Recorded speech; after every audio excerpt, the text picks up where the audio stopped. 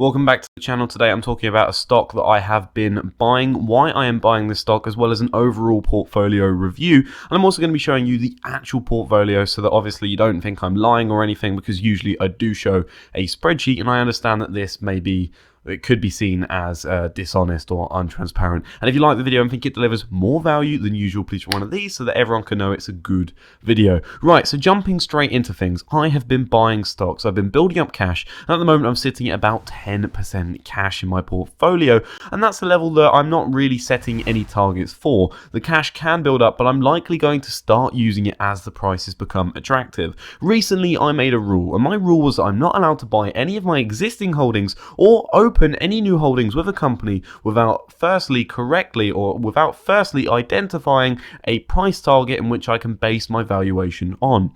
Now, I've had some troubles with this approach because a lot of it is very speculative. How do you value a company fairly? Do you look at some metrics? Do you avoid some metrics? Do you say, okay, look, they've got this much cash on the balance sheet, therefore this share is worth £3 a share in cash alone? Or do you go, well, the quality of the management is good, but how can you appropriately put that into a price target? Well, truth be told, you can't really. And I suppose if anyone had the secret to making price targets and knowing them and making them extremely accurate, then realistically they're probably not going to share it with you, and they're probably making a lot of money. And therefore I feel that price targets are kind of a way for retail investors to get excited, for ways to, push boundaries here and really grab your attention. Because if I say, hey, look, Games Workshop, £2 a share, that's my price target, boom, people are drawn to that number. They can go, okay, £2 a share, well, it's currently £75 a share, that is a massive increase, probably a good reason to buy. But in reality, I don't know if price targets should be such a core element in your strategy. Rather, having understanding value of the company and going, okay, does this company hit this 7 criteria?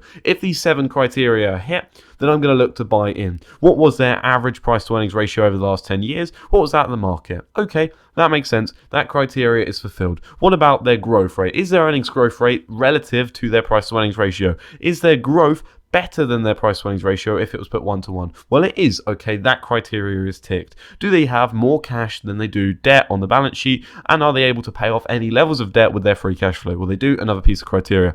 I digress. I feel that it's very I feel it's very difficult to appropriately value a company via a price target, and so I've broken my own rule here. Now, you could start doing discounted cash flow models and going, okay, at a capital rate, and let's discount by 6% per year, and let's say their earnings are going to drop off by this. But again, I'm speculating, and at that point, I don't really feel as much value in it. I'm sure those that are very detailed, have industry level specific knowledge, can start making some very, very accurate guesses in terms of revenue and earnings. But again, I think it is something a little bit out of my depth, and for someone that wants to be doing a lot of the reading, a lot of the research, but is now starting to lack the time to do so, I don't really want to have to be diving into doing all of these models, because I don't think it's really going to add much to my investment strategy. After all, I want to buy companies that I can understand, can easily explain to someone else or a 5-year-old, for instance, and move on with my day. That way I can hopefully invest in quality companies for the longer term.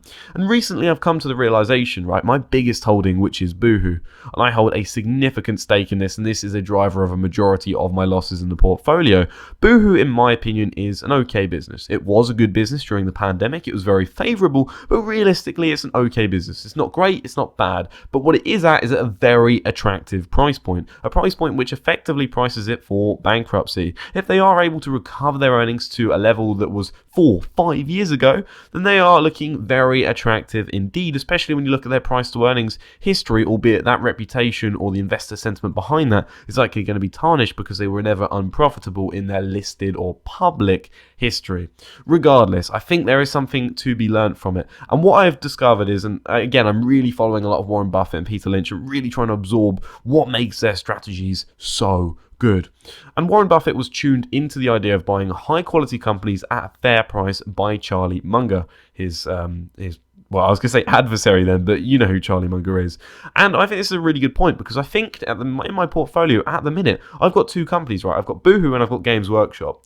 Boohoo is the okay business at a very good price, and Games Workshop is the great business at a fair price. And it's like, do I buy Boohoo or do I buy Games Workshop? And really, I was looking into it and I was going, okay, What's Boohoo's management got? Well, okay, they're not really owner orientated. They do have a large stake in the business. And then you switch on to Games Workshop, and I'm looking at the business here, the way their key performance indicators, the way they look at return on capital employed, or I think it might even be ROIC, return on invested capital. That is a primary way they're going to deliver value. The way they are distributing excess cash, not only to shareholders as in the form of dividends, but also paying their staff and looking or to prioritize their well-being and health of their staff and giving out more bonus pay as well is obviously going to be helpful towards well-being. I really think that Games Workshop is something that has a whole different level of quality that isn't easily quantified in numbers, and I've really looked into it more and more, and it's the way their vision is, the way they're being very disciplined. They're not trying to expand too quickly with their stores. They're trying to increase their outreach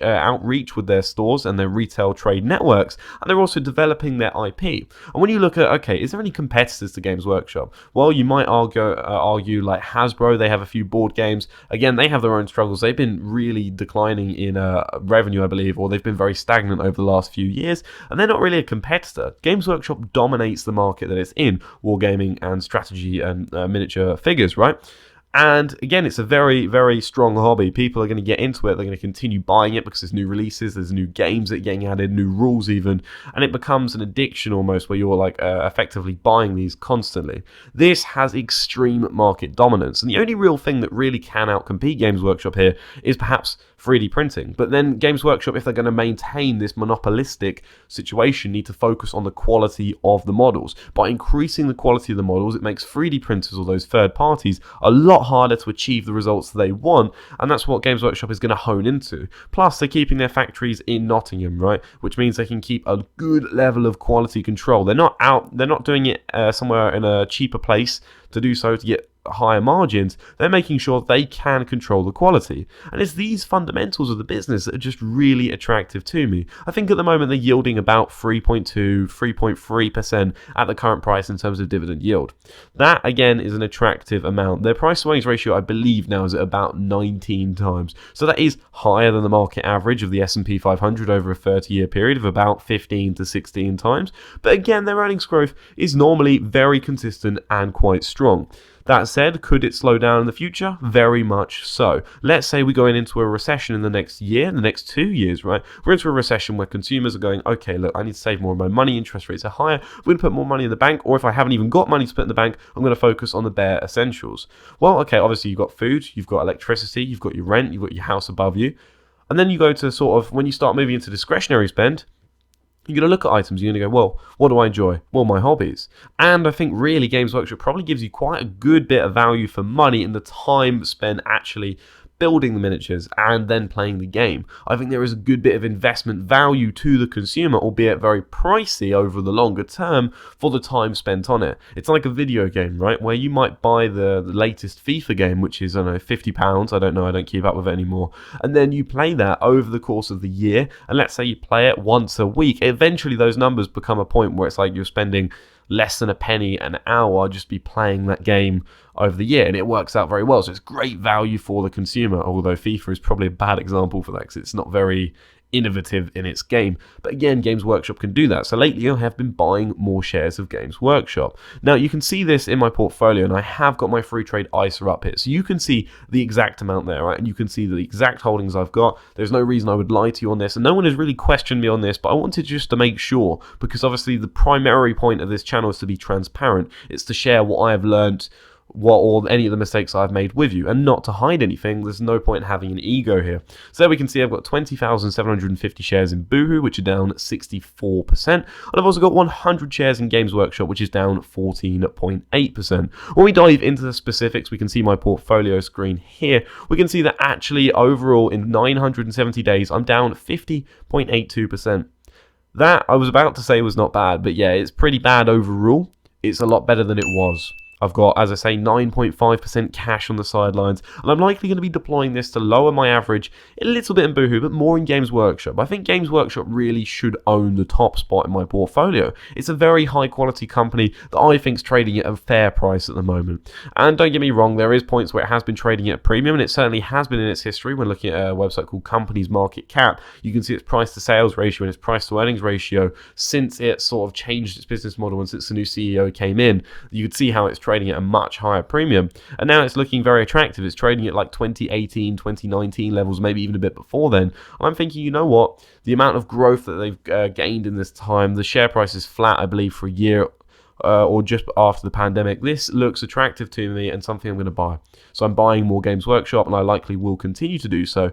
And this is why I'm going to make Games Workshop my largest stake. I've got £1,774.15 in cash there. So I'm going to obviously start depleting that cash, start buying some more Games Workshop, chip away at the Boohoo average a little bit. But again, I'm not going to be fully reliant on that. I've already invested an invested value of £25,800, which is a high amount, and obviously it's not giving me very good results. I would obviously love to get the average down in Boohoo and have a good holding for the longer term. But again, I think my better return on investment is that with the one with the strong moat that really can fend off competition and will last for the next 20, 30 years. I mean, Games Workshop already has a history of 40 odd years. Boohoo, I don't know. They could be gone in the next 10 years, like we've seen with obviously the retail stores in this space. We've seen the likes of Debenhams been bought by Boohoo themselves. What's not to say in 10, 15 years that Boohoo gets bought out by the next big retailer on the scene. I think it's very, very much, there's a lot of turnover in these businesses, and it's something to keep an eye on. Anyway, thank you for watching. Have a fantastic day.